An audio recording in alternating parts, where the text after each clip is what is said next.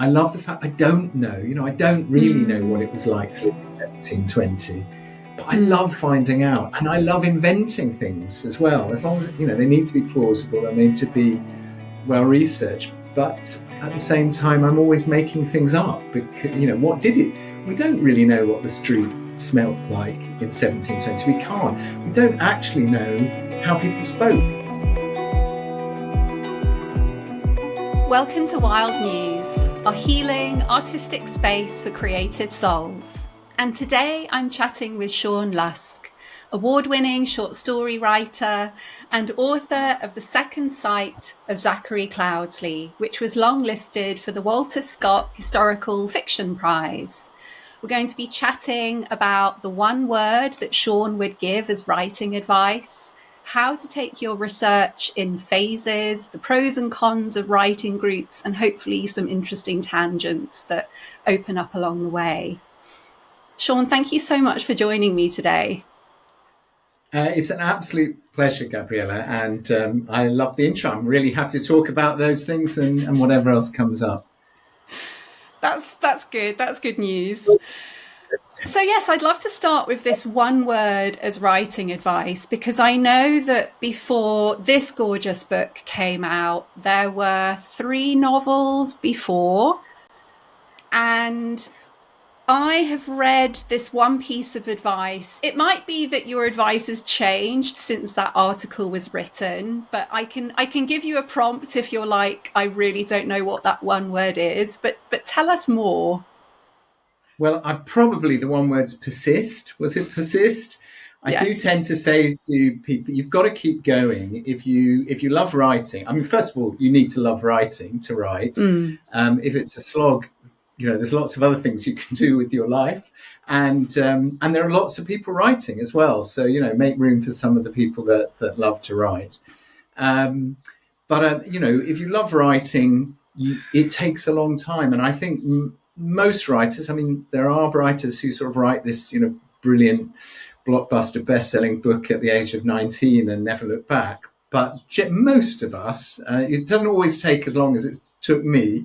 But, most writers do need to write out of their systems 2 or 3, probably not terribly good novels, to develop the voice, the confidence, how to structure a novel, all of those things. And there are a lot of knockbacks. I mean, for any of your followers who are writers, most of us, probably all of us actually, face rejection. You get a lot of rejection. And even if you've produced something that you're really, really proud of, you've got to be prepared to persist, to keep going. If you're seeking agents, you'll get a lot of rejections.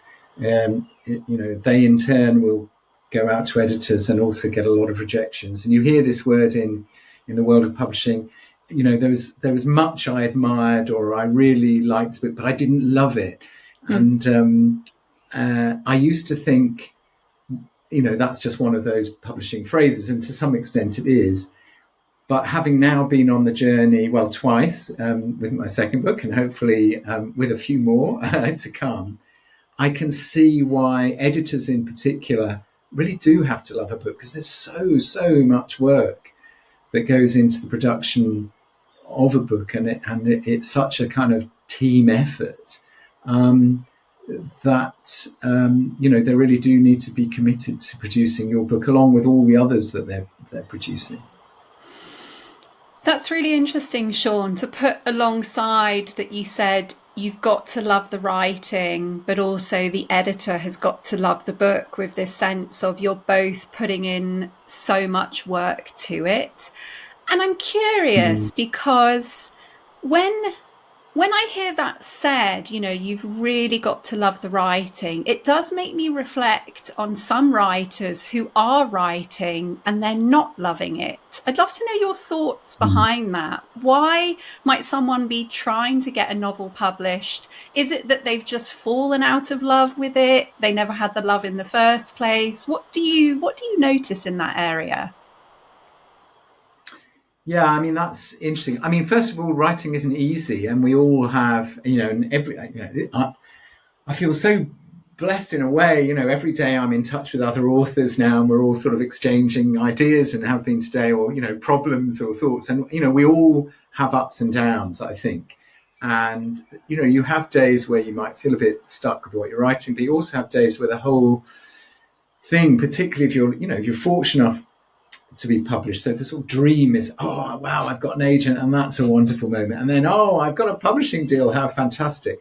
But there's still a lot of sort of ups and downs on that journey. There's a lot of waiting, the editing process, which I actually love, but I think for some authors it can be really difficult. A lot of stuff has to be cut quite often if you, as I tend to do, write very long, initial drafts, and stuff has to be cut out and all of that. So there's lots of ups and downs.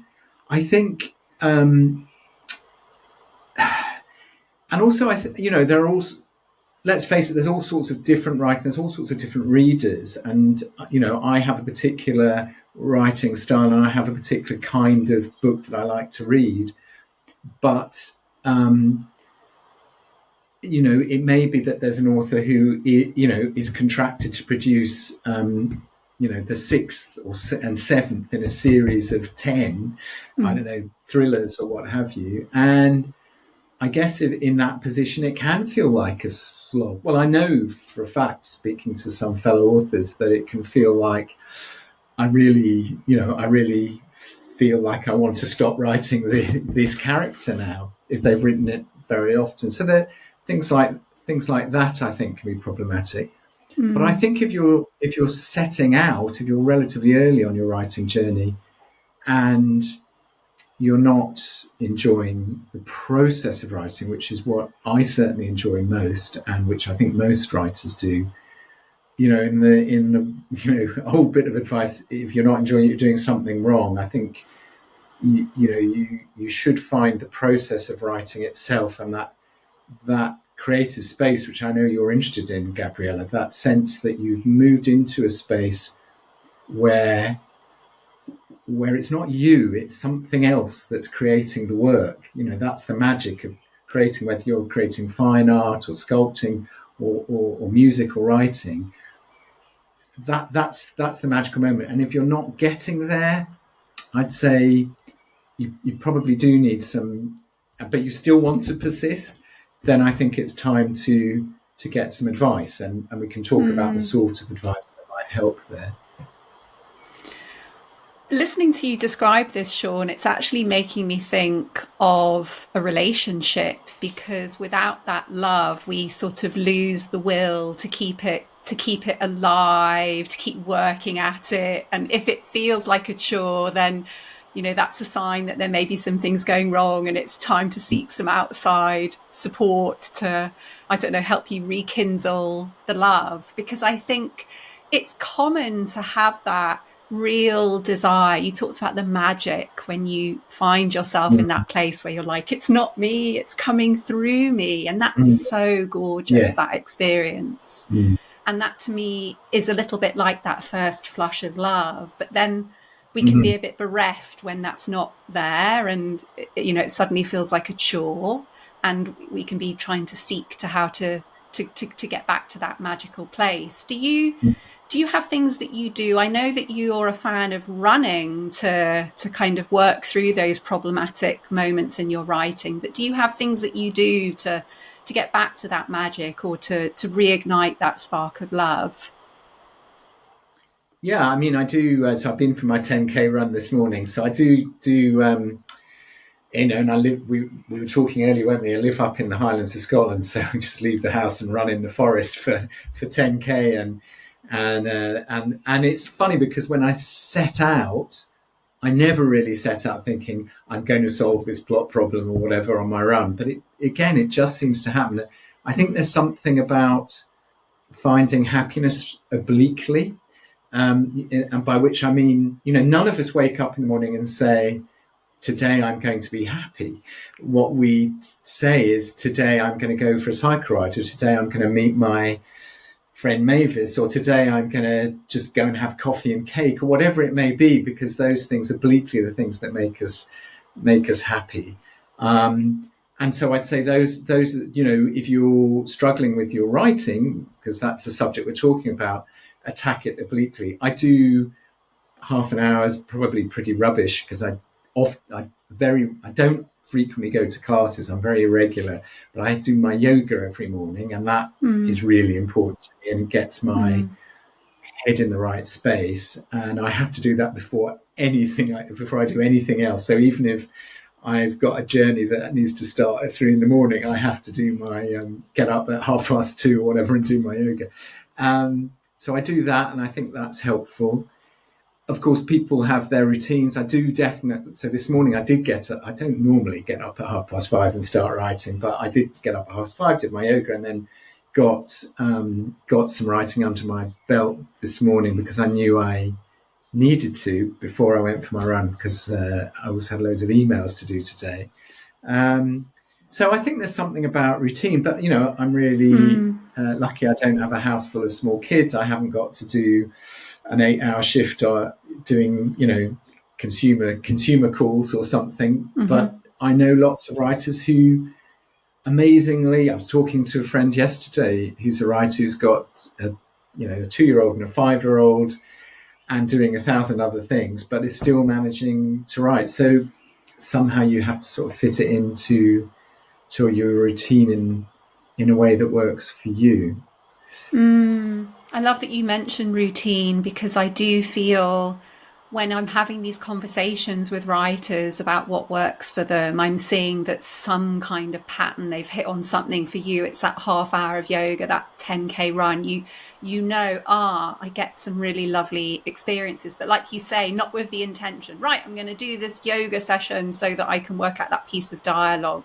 I love that you mentioned that it happens obliquely, and it's making me think of another piece of advice where you talked about go and spend some money on a writing course, but also spend time on buses and trains, and your belief that yes, we can write about what we know, we can also write about what we don't know, but it's this kind of in between sort of mysterious place that is also providing fodder for writing. Can you tell us a bit more about that? Yes, and I'm just thinking if there are people listening who are sort of hoping to get concrete advice, this might sound sort of infuriatingly vague, but I don't think it is. I mean, the thing about I do love. I mean, if you don't have a writing space, I have and feel very lucky to have a space to write in. But I also find that sitting in a busy cafe or sitting on a train, especially if you've got a table to write on, is a magical space. And what's the magic of that? And I think it's something about the safety, that nobody's going to interrupt you. I mean, the worst thing is when for several weeks we've had great workmen coming in to do things around in the house because we haven't lived here very long. And even, and it's just massively distracting because you just know there's somebody who might come in any moment and ask you, where does this need to go or whatever. So I think sometimes finding a space where you can, Virginia Woolf famously called it a room of one's own, that space where you're not going to be interrupted, or you're going to be interrupted in a way that is eminently manageable. That's fine too. I think, I think that's important. The thing about sitting on a bus or train in another way is those snatches of conversation, and there's one of the things that really, really is important in writing is dialogue. And I mean, for a long time, I was a sort of semi-successful short story writer, and I love the short story. It's a very different form to the novel, but it is often where people, start and hone their skill. And, this dialogue's really important in novels and short stories, but that half-heard conversation on the top deck of a bus is a great, when you hear somebody say, and he only bought one shoe, or it's that kind of thing, and and you've got a whole story there. You can either write a piece of flash fiction that's very short, but you might have a whole novel there that opens with that one line and you don't need to know the facts. This is the thing about, don't write about what you know. I mean, to some extent, we're inevitably going to write about what we know because we're writing from Gabriela or from Sean or whoever. We are that person and that life experience that we've had, and finding a voice that's our own is important. But I do think that, it's partly why I'm, kind of a bit in the groove of historical fiction, because I love the fact I don't know, I don't really know what it was like to live in 1720, but I love finding out, and I love inventing things as well, as long as, they need to be plausible and they need to be well researched. But at the same time, I'm always making things up, because, we don't really know what the street smelt like in 1720. We don't actually know how people spoke. We all, people watch Bridgerton's 100 years later, but, everyone's speaking in beautiful, crisp Queen's English. But probably a lot of people spoke in an accent that was quite American. We don't know. We don't have recordings. It's very likely that the sort of New England accent is probably closer to how people spoke in England at that time than, the accent that I'm deploying at the moment. So it's fun to go to places we don't know as well. And another piece of advice, we talked about routine, is write every day. I don't think people don't force it. I do like to get a few, if I'm in the midst of writing a novel, I like to sort of make sure I've written a few hundred words, and a good day is 3,000 words for me. And then I would generally stop, because I think that's enough. I'm not going to do much more. Oh, here's a cat. But there's a cat. Say hello, then you'll be happy. But I don't think, not everyone can write every day. And if it's every Saturday, or if it's I know I can go away for 3 days a month and write for those 3 days, and I won't be able to do anything for another month. That's fine too. I think be kind to yourself is quite important. Yeah, that's lovely, that invitation to find your routine. It's not, here's the routine, you've got to follow it. This is what worked for me, now you replicate it, but find your routine. And I want to just go back to the snippet of conversation on the bus, because to me, listening to that snippet, he only bought one shoe, and listening to you talk about your love of going back in history because you don't know and finding it out, to me, that is such a beautiful example of why we might want to write, because we have almost like a glimpse of something. And I feel like it's in our nature to want to fill in the missing pieces, or to want to connect to that glimpse and bring our interpretation to it. So those were really, really lovely examples. It really gave me a sense of perhaps what's behind, not completely, but perhaps what's behind that desire for you to want to create stories and share them with people. Yes, absolutely. I think, I love learning, and I think a novel is, this cat's not leaving me alone. I think a novel is, a novel you shouldn't feel you're being lectured to, or it's an education. If you want that, then you're probably going to go to sort of non-fiction.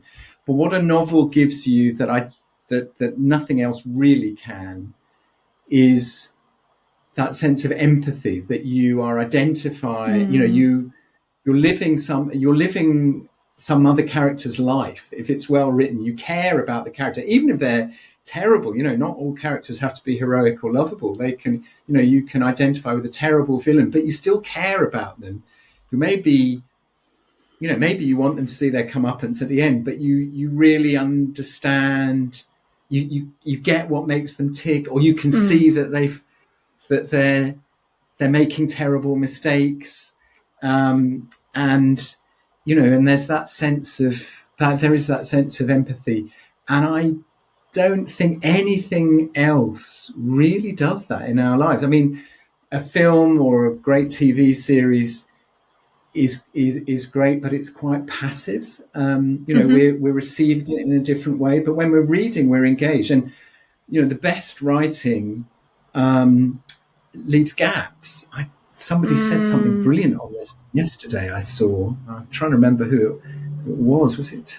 Yeah. Anyway, but the best writing leaves room for the reader to make certain guesses about what's really going on here, particularly in the short story. That's particularly true of the short story. But in the novel too, I think that's true. Yeah. That really resonates with me about leaving the gaps, and also that, yes, that empathy, that exercise in empathy. Before we talk more about the writing process and the research that you did for this book, Sean, I want to just pick up on one other thing that you mentioned. You talked about the fact that now you're in contact with writers, you're able to message and chat with someone. So we're kind of moving towards this experience of having a community or having a writing group. So I know that you've been a member of a few writing groups. I know that you've been a member of one for a very long time, actually, and possibly other groups that you haven't been a member of for as long. I'd love for you to share what role these groups have played in where you are today, because you said it's taken you a while to get to this place. I think it wasn't until your 40s that you actually started to write. Yes, well, I'm going to put the cat out because otherwise, he's slightly distracting and he keeps giving me little love bites. Stealing the show. Yeah, exactly. Cats do that, don't they? And dogs, actually. But yes, in fact, I've just been in. Someone from a writing group that I'm not quite so involved with now. Just literally emailed me about half an hour before we began, which was lovely. So it's quite hard, I think, to find a writing group that you click with straight away. I would say, and this sounds like a bit of a plug, but I'm starting to teach on Arvon courses. So I saw that, yeah. Of your viewers will know. I mean, there's lots of different courses. Of course, lots of universities have master's courses in creative writing or do undergraduate degrees. And there's these. So I did a course in 2015 with Curtis Brown Creative, and there's others are available. There's Faber Academy and others. So there's lots of things you can do. Arvon Foundation, and there's an equivalent in Scotland, Miniac Moor, and one in Wales called Tynareth. They run. So Arvon has 3 residential centres in England.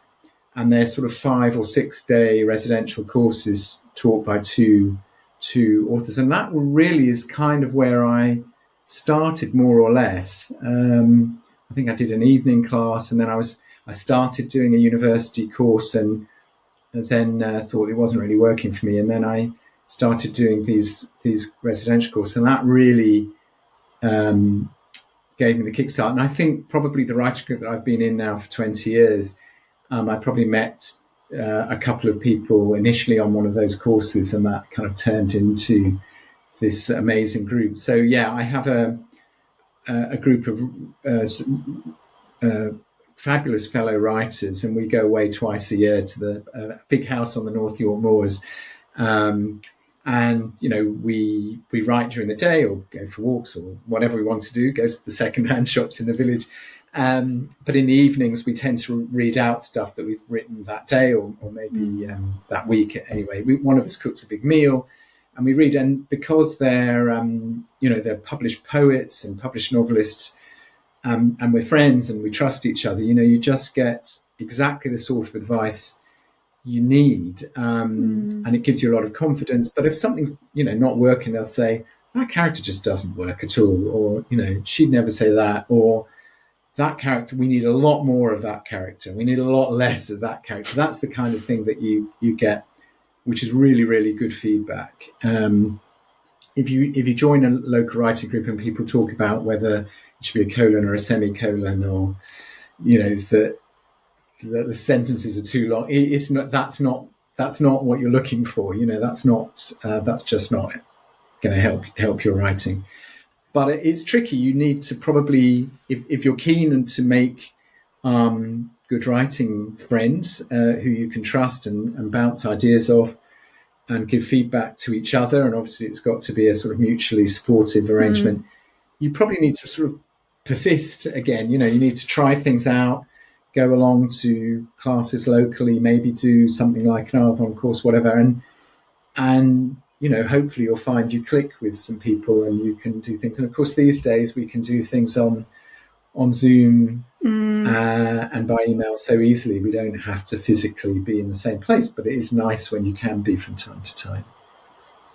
And that's interesting that you mentioned you had a mix in one of the groups.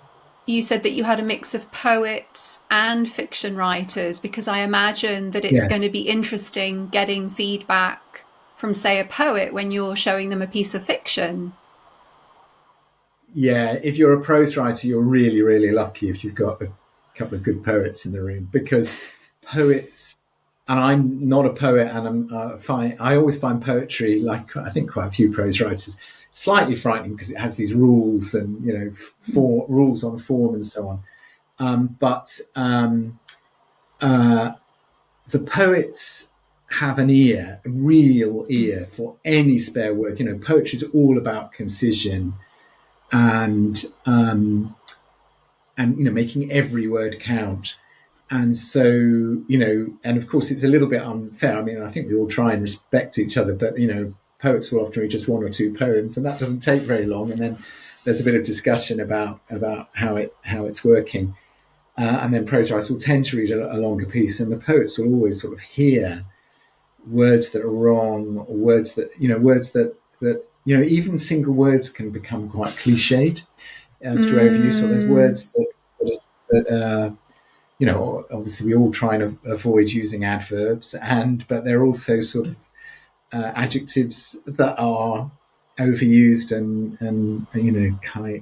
all that kind of thing that poets spot. And I ran a course actually in March with a friend from this group, Joe Bell, who's a brilliant poet and a brilliant teacher, and we ran quite an unusual course. I don't think many have been run like this, and it was on writing from history, but me really talking about prose fiction and Joe really talking about poetry, and it was just amazing. Yeah. And how it worked. It was it was magical, because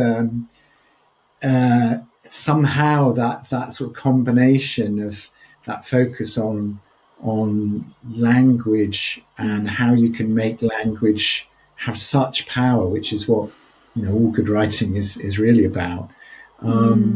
And me with some sort of tips about research and avoiding anachronism and in historical writing, all that, it kind of meshed really well, and we had a great group. It was a lot of fun. Yeah. Oh, I love the sound of that. We'll dive into that in a moment, Sean, because I want to know more about it. I just want to touch on one final thing when it comes to writing groups, because you were talking about someone who might say we need more of that character, we need less of that character. I'd love for you to share a little bit more about how you take advice and whether that taking of advice has evolved through your writing or changed. Yeah, good question. I mean, there's no.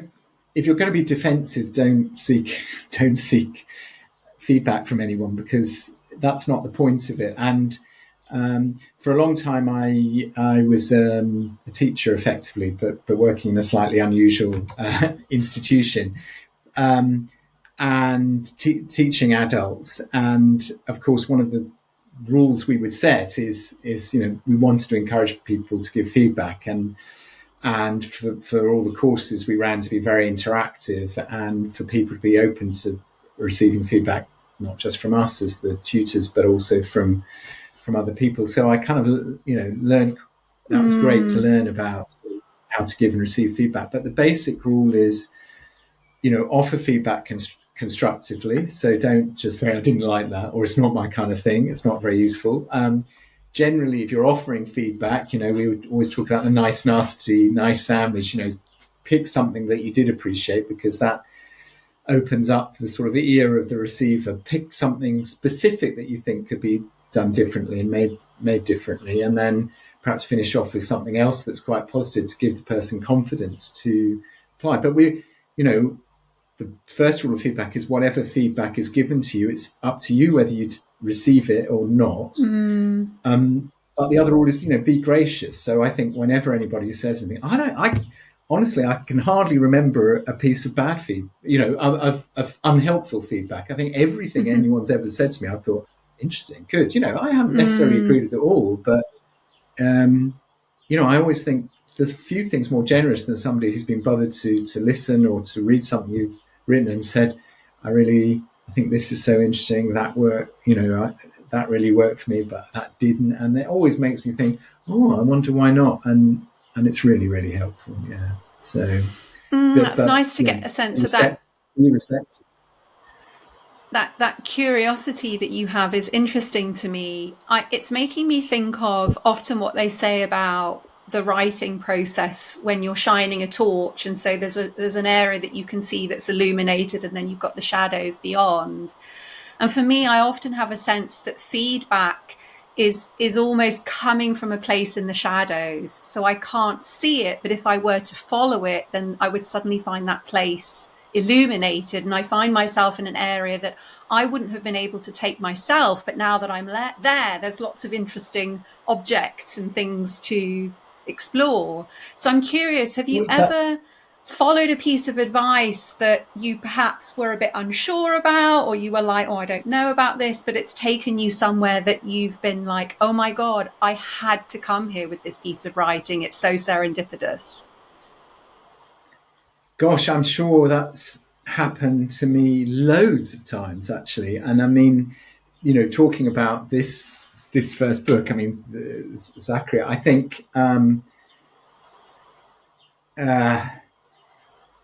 well, there's so many, because the story of this book is, it's, I fell down so many research rabbit holes, so many writing this book, because it started with a clock, and therefore it could have gone down this, an automata, these sort of amazing clockwork creatures that were produced in the 18th century, as such a big feature of the book.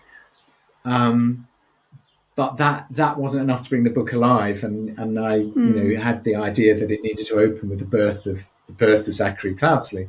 And, that very quickly led me into a whole load of research about midwifery, about wet nursing. And of course, the wet nurse becomes a really important character in the book. How a father would struggle and try and bring up a child himself, which of course was very, very common. We imagine that, well, a single parent and a male single parent, well, that's a very modern thing.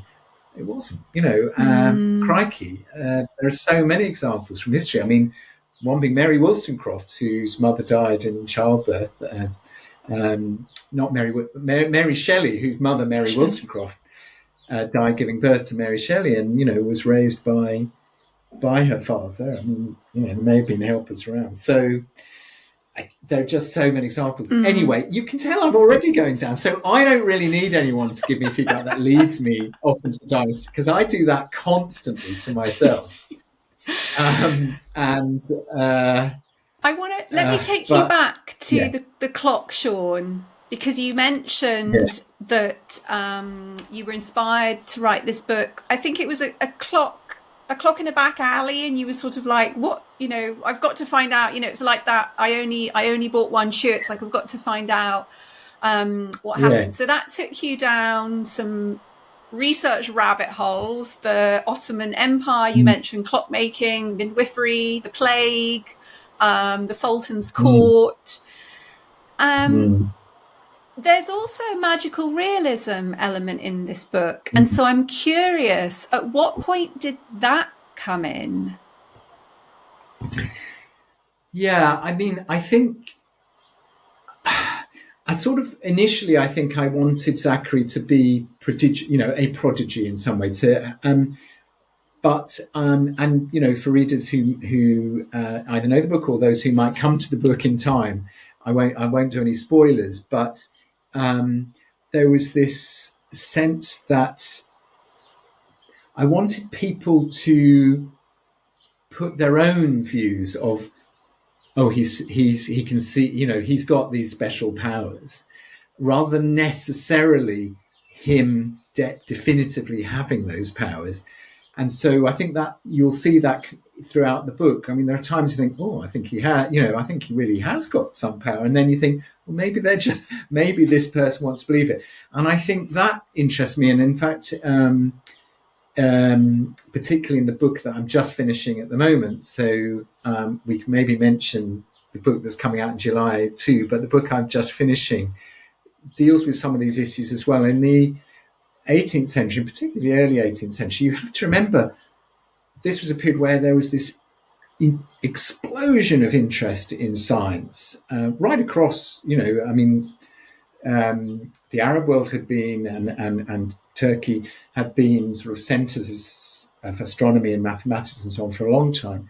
But, there was such an explosion in England and Scotland and France and all over Europe in mathematics, calculus, Newtonian physics, all of these things, as well as actually in political rights as well. And some really radical thinking was going on, which in the end was kind of battened down to some extent later on. And yet we're only 3 decades on from, witchcraft hunting and people believing in the most bizarre magic. And in fact, witchcraft was only finally, the law on witchcraft was only changed in 1726 or 27. I mean, and it was a very interesting piece of legislation. Another rabbit hole I fell down.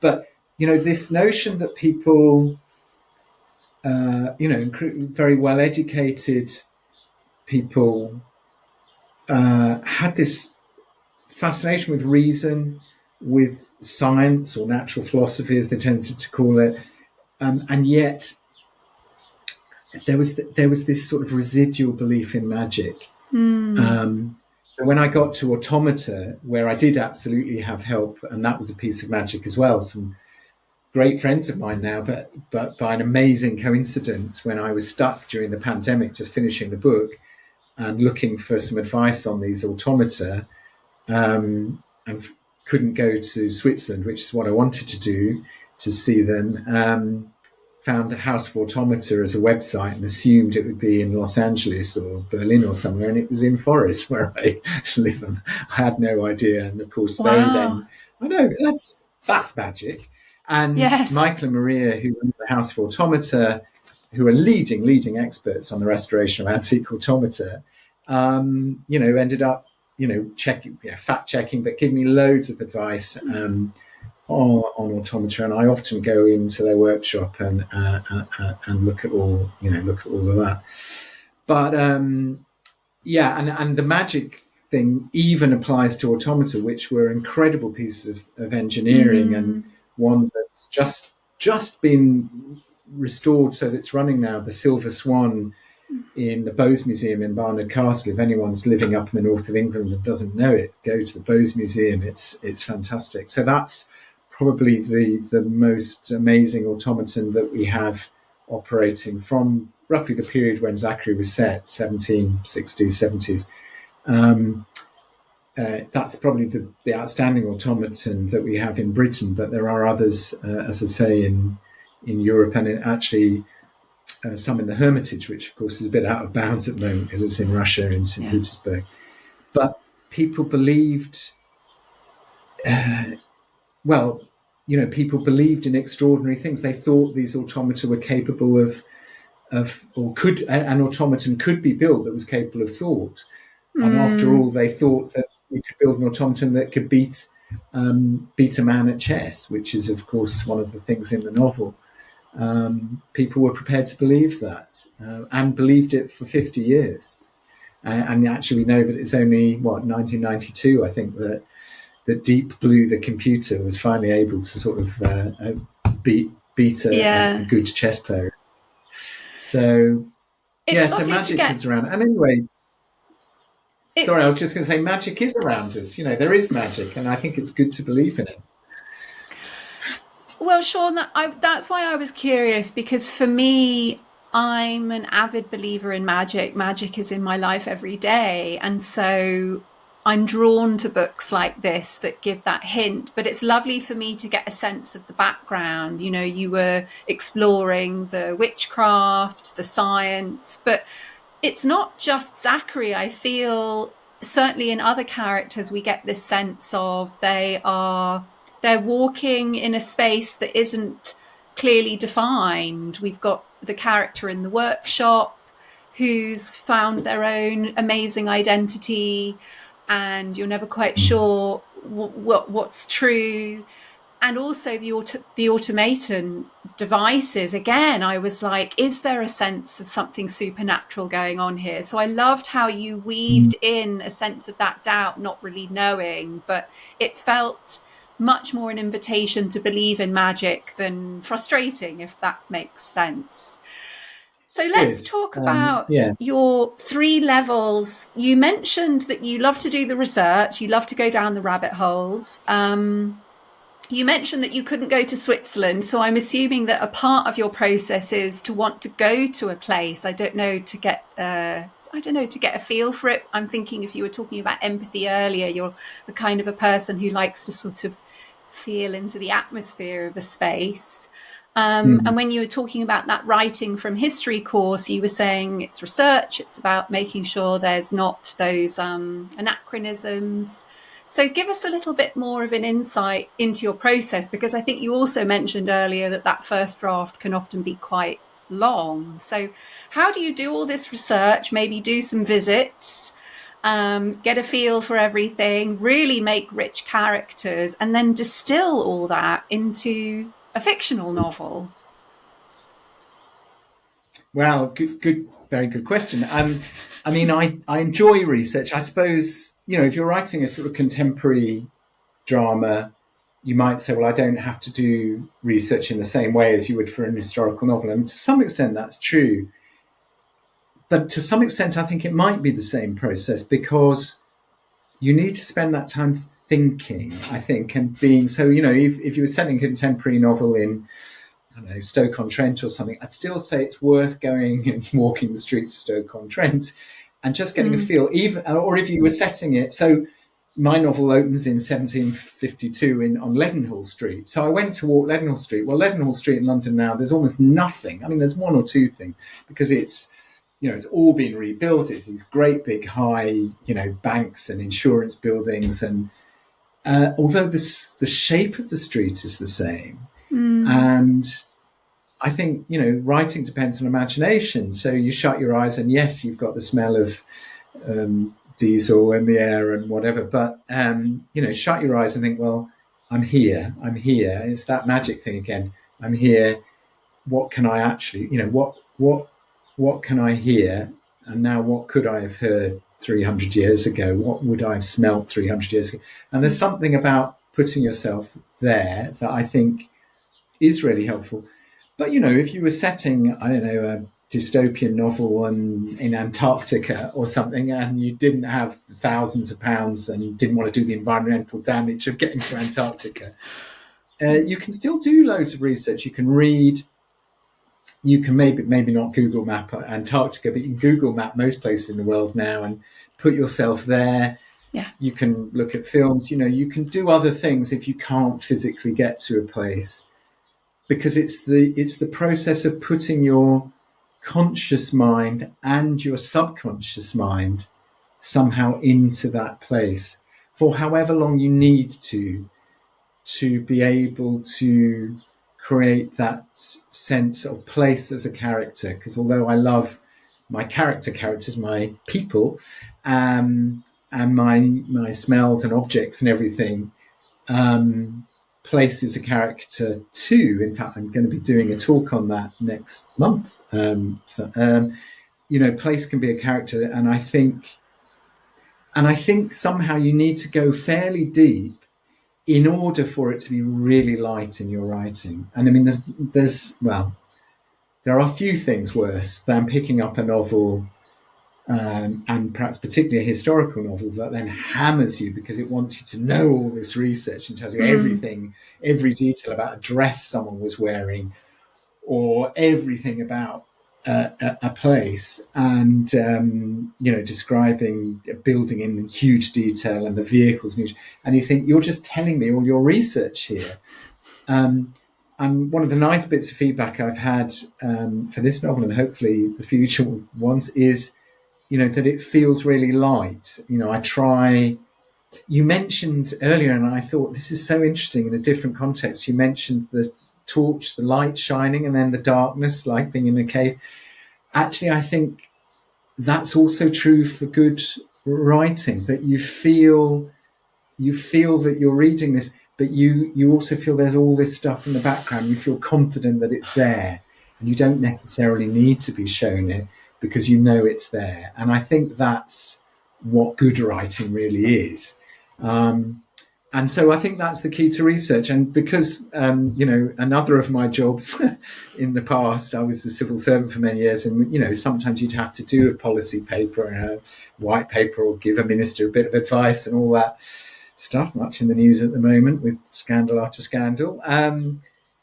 But, I'd always say to myself or my team, as if it was to produce some consultation in a year's time, I'd say, right, we've got like 3 months to speak to everyone we can, go and talk to think tanks, read everything we can, and then we need to start writing because we need to send it out and get people to sign off. But sometimes you have 3 days, in which case say, right, this afternoon we're going to read everything we can and do everything, find out as much as we can. Then we've got to write something up because we've got to sort of share it with people, and people have got to see if they, if this floats, as it were. So it's a matter of how long you've got, how long you can allow yourself. And I think, I'll generally think, well, a book will take me maybe 18 months to write altogether. So maybe I'm going to give myself 3 or 4 months to really immerse myself in the research. And then I'm going to put it to one side. I might dip back into it just to check things. But I need to then start writing because it's the story that counts. And I do plot. I nearly always have it to hand. Where is it? It's disappeared. Oh, there it is. So this is the plot of the book that I've just finished writing, which and it's huge, as you can see. It's like oh my goodness. Well, I write, it's like 50 foot long, and it's kind of chapter by chapter what's going to happen. I haven't looked at it since. What makes you work on a huge piece of paper? Because I know some people use Post-it notes, some people use cards. What was behind that choice of having this huge roll of paper? Again, it's what works for your mind, isn't it? And I love mind maps and spidergrams and spatial things. So each page, I won't unfurl it in front of the camera, but each page has a kind of mind map with an explosion of things, whether it's the first few pages about this character, what he thinks, where he came from, his parents, what he has in his pockets, what he likes to eat, all those things that bring a character to life, and then chapter by chapter what's going to happen. But I think, for me, because there's this other argument about, do you plot or plotting and pantsing, people sometimes say, or do you not, do you not? Having plotted, I've kind of thought about my story and what I want to happen. And I'll look at it again because I've almost finished writing this, but I'll look at it again just as a matter of interest to see what I did do and what I didn't. But actually, then you've got to write. You've got to allow the writing itself to take you to places. You've got to allow that almost out-of-body experience we talked about at the beginning to take over. You've got to let your characters speak in their own voices, and they become something that's outside yourself. That's all the magic. And that's why I also say research, don't, do your research for a certain amount of time, then stop. A little bit different with this novel coming out in July, A Woman of Opinion, because it is about this incredible woman, Mary Wortley Montagu, who should be absolutely world famous, and she should be, on plinths, and there should be streets named after her. She's an amazing woman, an intellectual, a poet, a thinker, a radical thinker and reformer, but above all, we have her to thank for immunization, and yet she gets no credit for it at all. So, of course, because there was so much to research for her, there was a bit more to do, and there was a bit more, there's a lot of dipping in and out of research. So even today, I've had an email from the world's leading, now retired professor, just because we've been talking about the book and, you know, how I've had to, but of course it's fiction, it is a novel, so I've had to make lots of things up. So I still had to stop at some point and really just write and allow her emotions, which we really don't know because they're not so evident in the historical record, to sort of fly. Sean, I've absolutely loved getting a detailed glimpse into your creative process. And when you said you've got to go deep to make it light, I was like, I'm really getting a sense of that. And when you reused that torch analogy, it just makes so much sense to me that you as the writer have got to know like what covers the entire globe of your story. But that doesn't mean that you're going to tell the reader everything that covers the entire globe. You're going to decide which route to take and which bits to illuminate at which point, but knowing what lies beyond.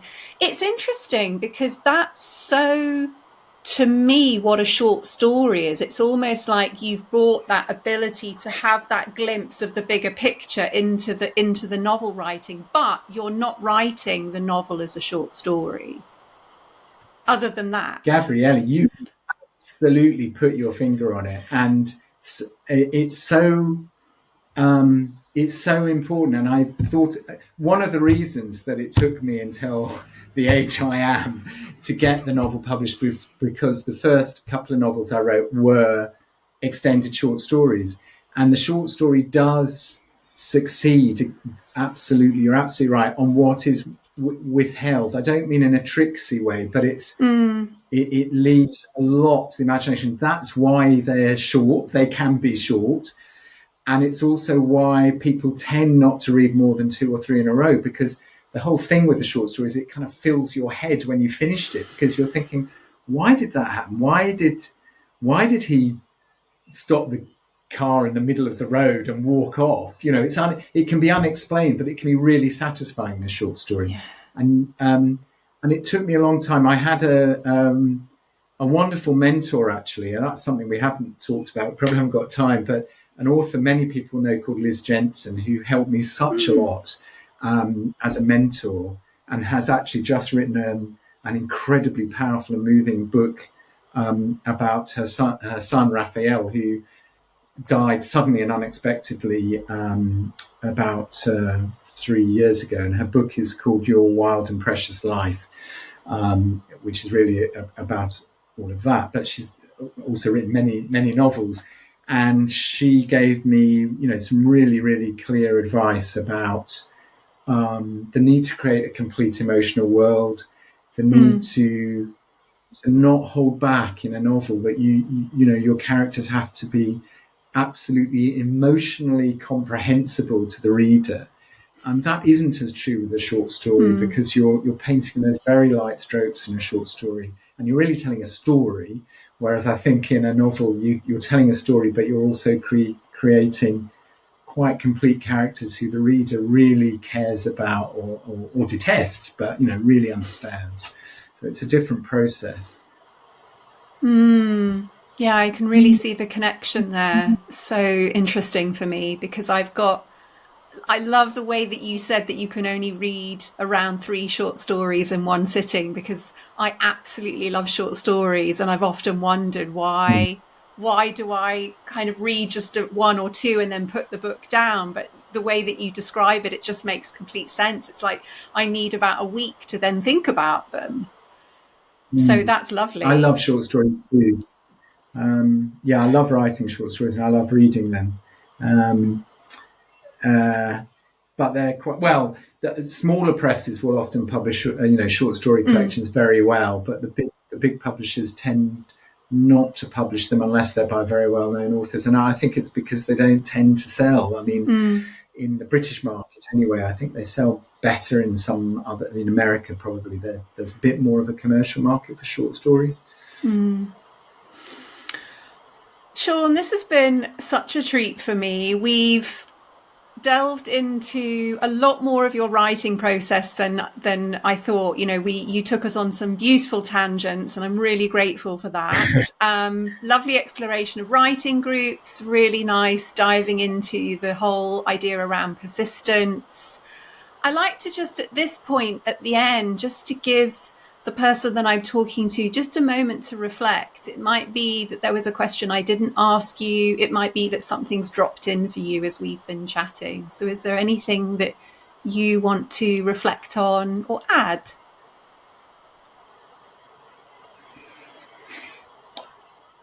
I just thank you. Because I actually love to talk about writing, and I also find it very helpful. And I think that's one of the things, if you're lucky enough to teach or enjoy teaching. I mean, I always found with teaching, you learn so much through the process of teaching, and that it's been you've asked some lovely questions, but it's allowed me to reflect a bit on my own practice as well. So that strengthens you, actually, that kind of reflection. So there's a message, isn't there? Reflect, because you'll be stronger for it. Yeah, I love that you shared that, actually, Sean, because I think it's so beautiful to get to talk about your writing process, but to just let whatever you've said just be, without someone trying to change it or fix it or add an opinion, because it means, a bit like the short story, you can just let the words be there and keep reverberating and give you some deeper understanding. So thank you for sharing that. Thank you. It's been such a pleasure, really. And tell us when we can enjoy A Woman of Opinion. I know that I've got mine on pre-order, but anyone who's interested, yes, please pre-order it. It'll help. This beautiful cover this is the proof. It'll be even more beautiful. So it's July the 4th is publication date, and I'm sort of launching it in London that week, and I'll be around bookshops. And then there's going to be, we've just been talking to the publisher today. I think I've been driving them mad with sending emails that then I realise have the wrong date on and things. But we're going to be doing an event in Trafalgar Square, Waterstones, on the Monday the 8th, and then I'm doing that week. But I'm going to Bath, and then Ross on Wye, Leamington Spa, I think, and there's an event in Durham, and I'm going to do an event in Mount Stewart on the Isle of Bute, which is where Mary's daughter, who married the Earl of Bute, and that's where I did some of my research and read some of Mary's incredible letters. But I mean, this is a book. I should probably just say, in case there are readers who've read Zachary and wonder what the connection is, I wrote this book because when the publisher said, what's coming next, and can it be like Zachary? I thought, I wasn't going to write a sequel. But then I read Aunt Frances in the book. Her voice I had got really from Mary Wortley Montagu's letters, and I was slightly in love with Aunt Frances, and I am absolutely in love with Mary Wortley Montagu. She's a woman who she's a woman of opinion, and her opinions are really interesting and good to get to know more about. So I hope there'll be lots of things going on in July. Well, hopefully it's a busy time. It's been published that month.